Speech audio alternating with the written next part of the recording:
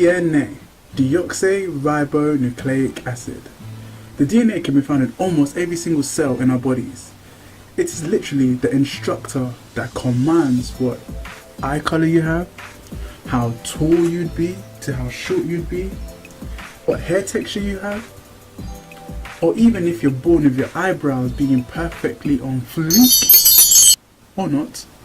We have over 3,200 million nucleotides. That's these base pairs in the middle. And it's a different combination of these base pairs that produce the major and minor differences that we see in each other. Think of the nucleotides like letters that produce words and eventually a beautiful story, which is you. And your parents being co-authors, seeing similarities from both. Think of your DNA like our fingerprints. Like our fingerprints, no two DNA are the same. But what about identical twins?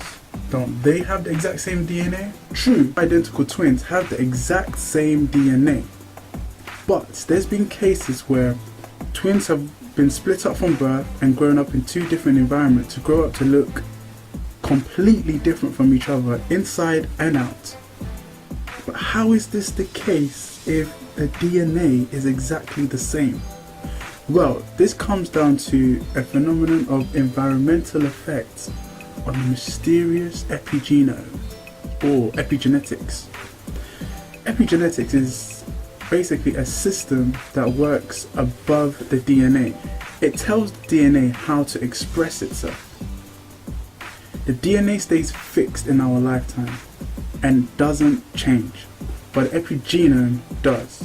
And it changes due to what we eat, how often we eat these things, what chemicals we expose ourselves to, how active we are. And what they do is send stimuli to the epigenetics to switch on certain genes or switch off certain genes accordingly. The weird thing is that our mental state and emotional state can actually imprint itself on our DNA. And these imprints can be passed on to our offspring. That's pretty strange. There's been research done by geneticists and neuroscientists in these fields.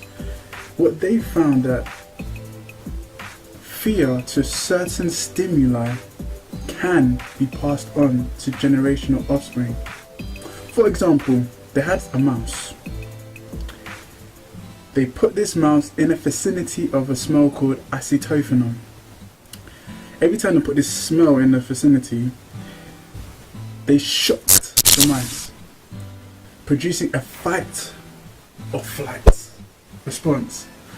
And eventually, these mice created an epigenetic tag to this stimuli, creating fear deep into their DNA.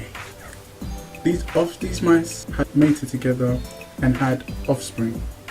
And these offspring, when put in the vicinity of the same smell acetophenone, they exhibited the same fight or flight response without the nurture of their parents, because they separated them from birth.